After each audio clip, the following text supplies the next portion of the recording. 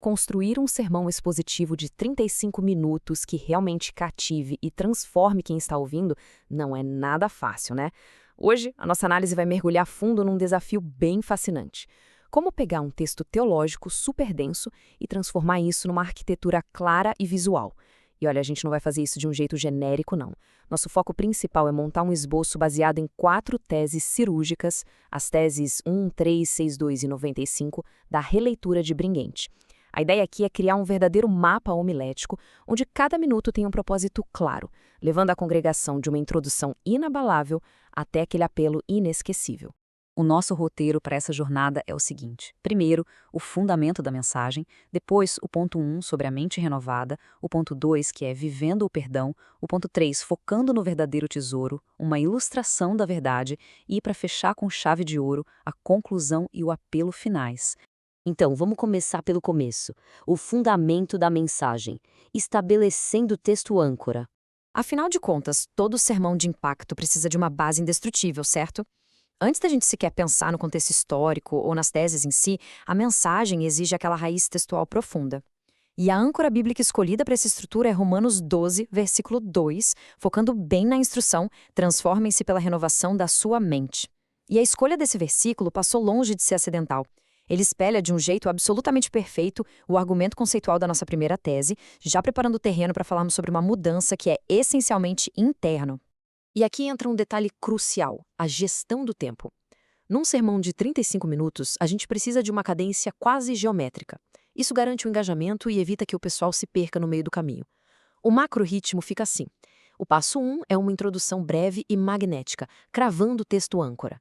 O passo 2 é o desenvolvimento. Aqui é onde se gasta a maior parte do tempo desdobrando os 3 pontos teológicos principais. E, por fim, o passo 3, que é o cume emocional, totalmente focado na conclusão e no chamado à ação. Avançando para o desenvolvimento, chegamos ao ponto 1, a mente renovada, a realidade interior. É aqui que a coisa ganha tração de verdade. A gente tira o foco de qualquer prática mecânica e joga a luz no íntimo. A tese número 1 da releitura de Bringete diz com todas as letras: a vida cristã é renovação contínua da mente. Isso já estabelece a tensão principal da mensagem. A verdadeira vida espiritual não é um evento marcado no calendário, sabe? É um processo interno que não para nunca e, acima de tudo, é contínuo. Isso cria um contraste que é até meio brutal.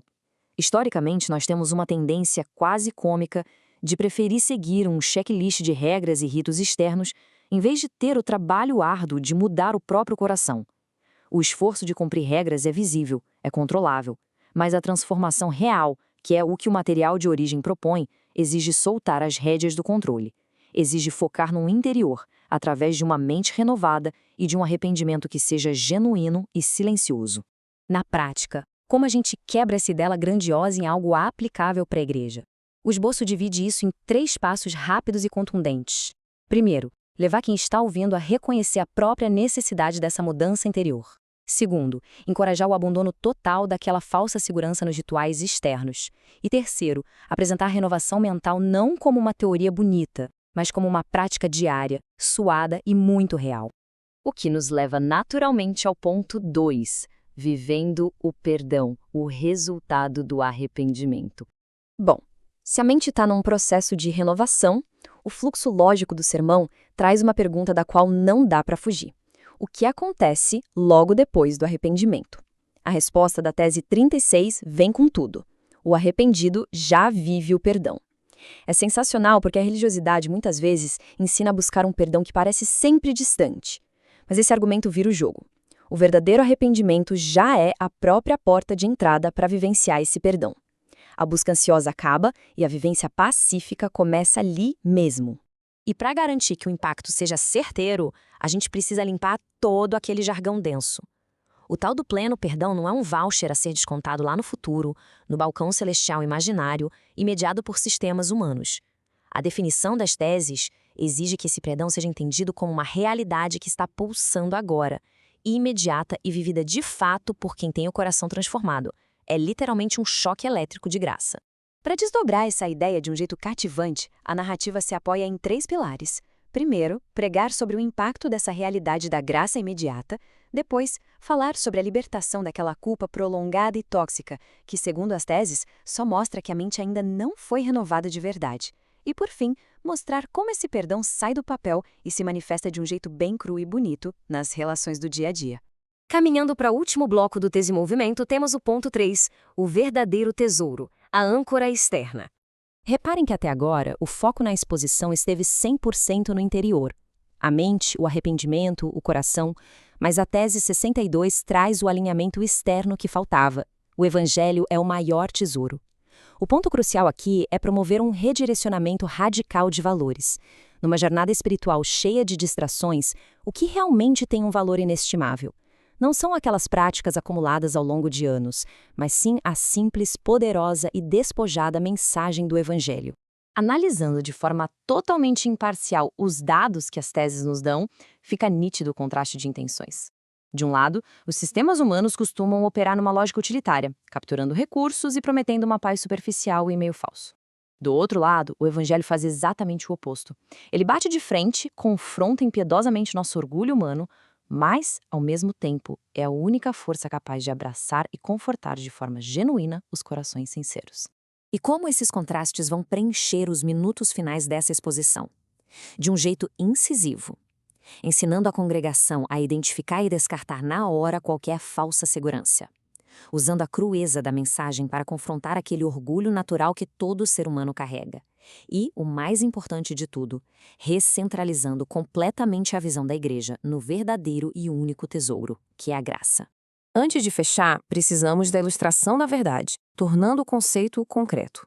Para conectar uma teologia tão profunda com a vida prática, a gente precisa de imaginação. A metáfora perfeita aqui é o mapa e o ouro. Sistemas religiosos cheios de dogmas são, na melhor das hipóteses, mapas. Eles só apontam para algum lugar. Ficar adorando regras é como passar a vida inteira emoldurando um mapa do tesouro maravilhoso na parede da sala, mas nunca ter a ousadia de pegar uma pá e cavar de verdade. O Evangelho, como a tese 62 propõe, nunca foi um mapa. O Evangelho é o ouro já descoberto. E assim chegamos na reta final. Conclusão e apelos finais. O chamado à ação. É o nosso clímax estrutural. O momento exato em que a exposição textual esgota a teoria e passa a exigir uma resposta imediata de quem ouviu tudo aquilo. Tudo culmina e se resume de forma brilhante na tese 95. A esperança está na fé viva, não em meios externos, não em instituições, mas numa confiança que pulsa, que é quente e genuína. Todo esse sermão, lá desde o texto de Romanos até o minuto final, foi desenhado para desaguar nessa constatação inadiável. Nos minutos derradeiros, o tom precisa ser urgente, tem que ser pessoal. O roteiro desse apelo se apoia numa progressão bem intensa. Primeiro, provocar aquele incômodo reflexivo sobre as rotinas espirituais que já viraram puro piloto automático. Depois, fazer um convite claríssimo ao arrependimento dessas práticas vazias, que a gente chama de obras mortas. E então, estender a mão para um passo decisivo em direção a uma fé viva, ativa, que respira de verdade.